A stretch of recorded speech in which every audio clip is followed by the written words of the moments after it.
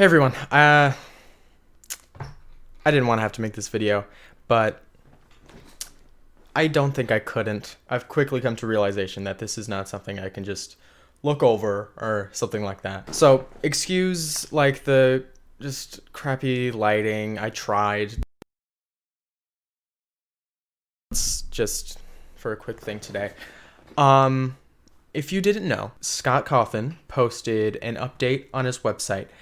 And if you haven't checked that out, it'll be in the link in the description below. I'm not going to read it to you right now. I recommend you go read it and then keep watching. You can skip this video if you really don't care. But if you're going to be like, dislike bombing or, unsubscribing, I recommend if you are going to do that, at least watch the video. I'm going to try to keep it short. No guarantees, but I'm going to try. Basically, if in the long and short of it is, the drama. Let's be real. But Scott has posted that he is officially going to be retiring, just all in all, just flat out retiring. Doesn't mean the end of FNAF. I'm going to clarify that as well if you forgot or didn't read the post on his website. But I think you know why I couldn't just not talk about this. Because FNAF has been literally... if it didn't exist, I probably wouldn't be here today the way I am now. So many things would be different. So many of my amazing friends I've made here on YouTube and just on social media, I wouldn't have, and the amazing community that I've built up, even though, it's a humble size. I don't know, but, I'm really thankful for everything that's been given to me, and all the opportunities shown because of this game. And I'm just gonna flat out say thank you, Scott. Thank you. This game's a huge thing for me. Like, look at this. Look, I have a Foxy plush on my fan. I have I don't have a FNAF poster, actually. I just realized the webcam is sitting on one of the FNAF books. My shelf has a bunch of FNAF merch on it. If you can't see, you can't see, but there's 4-book set of the Fazbear Frights books. You get the point. This franchise means a lot to me, and it's an integral part. Is that the right word? It's an integral part of my life, and it's just not something I can look over. So I'm gonna read off the tweets I put out because it kind of sums up what I want to say, but I'm gonna get more in depth after. So I say, I can't say this wasn't inevitable.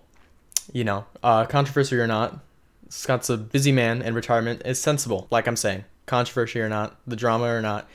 This was gonna happen, but it's still hard, and it wouldn't really be any easier or any different at any other time for any other reason. But it's undeniable that this is because of the drama and a result of the toxicity in the community. And by toxicity, I don't mean difference in opinion.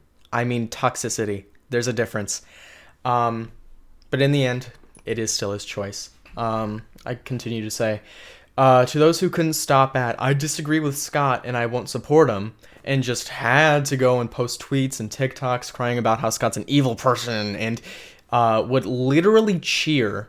I'm not making this up. People would literally cheer and get excited about his potential retirement. I wish you a go fuck yourself. And then I say, hashtag, thank you, Scott, we love you. The whole drama, this was a big deal. It is kind of an important thing to talk about because, a lot of the community, the FNAF community, it's undeniable that a lot of the community is, I would say LGBT, but I guess progressive is also true. But, a lot of them are LGBT. And the fact that he donated to these people, I'm just going to say now, I doubt he donated to these politicians being like, oh, I'm going to show them, I'm going to do this because I know it's going to hurt the LGBT community. No, let's be real. Most of these people who donate to things like this are just ignorant of what they're doing. They don't know, and they kind of choose not to know. And yes, that's a reason to criticize him. But the problem is people are criticizing him because he's an awful person and he's doing this on purpose.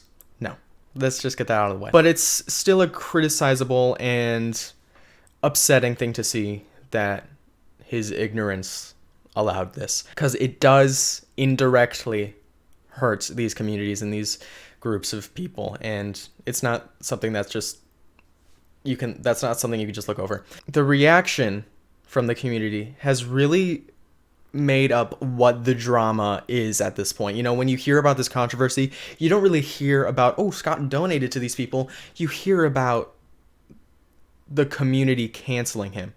And that's the problem. There's a reason you hear that. And it's because the reaction is so overblown on both sides, really.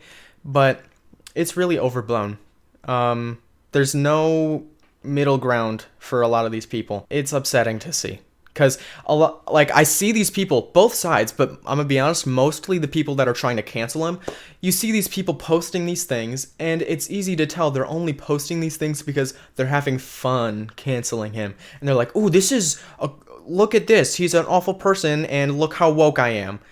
I'm gonna sound like a Gen Z conservative when I say this, but these people are like being like fake woke. It's so annoying. It's like, look at me. I see someone potentially doing something that kind of sounds like they're being phobic, and I'm going to jump on that bandwagon, post it on every single social media with all these hashtags. It's like, do you even care? Or are you just like, is this just fun to you? This got bad. It got huge. It spread everywhere. And it got to Scott. And obviously, you can't deny the fact that Scott's a person. Just because he has so many people defending him, and he's a huge game developer that he's basically a household name at this point, it doesn't make a difference that he's still a person. Yeah, he's getting a bunch of support, but it doesn't combat the fact that he's getting all these death threats and this hate. And there's a way to go at this. There's a way to have both opinions. There's a way to be like, you know what? I don't see a problem with this. I see it as, you know, just him donating to what he believes in. And then there's also a way to go like, yeah, I can't side by this guy. I can't, and I just can't support him. You can do that. You can go both ways and it can end there. But it never does it? For me, it's just like, yeah, I do not support the people that he supported, and I think it's really upsetting to see. And he lost a lot of my respect. He did. But I can separate the art from the artist. I don't know why I say this, because I know that it's not gonna happen. It's not gonna be like, it's never gonna have, the internet's never gonna have that reaction to anything. It's just gonna be one side or the other, but both sides are extremes. Yeah, I just wanted to talk about this because FNAF's a big part of my channel and also my life. It's a huge part of my life. Without it, like I said, I have no idea where I'd be. I try to avoid these types of videos. Like when the drama first came out, I was like, I don't know if I'm going to make a video on it. I might talk about it briefly the next time I make like a FNAF video, and I'll talk about it on Twitter. But that's it. But this isn't something I can just just walk by. Please understand, we can have a difference in opinion, and it doesn't have to be a harmful thing. I can say, hey, I don't really respect the guy for what he did, but he's still a person. And I'm not gonna use that as an excuse to project like some sort of inner hatred, or use that as an excuse to have a human punching bag. Basically, we can have that difference of opinion, and it doesn't have to be a hostile thing. The post he made does leave a lot of questions. Like, I understand that FNAF isn't over, but where's the series going? Is Security Breach, like, are you, like, it's like, what's gonna happen with Security Breach? I know the game's still gonna come out, but like, is the story, like, there's a lot of questions. I hope we get it answered, but if we don't, we don't. And in the end, even though it was likely pressured onto him, it's still his choice. So we can't be mad about it. You can comment below what you think, whether you agree with me or disagree with me. No matter how much you disagree or agree with me, we can keep this civil. If you genuinely want my response on something, you can ask in a respectful way. And I'll make sure to respond in a respectful way.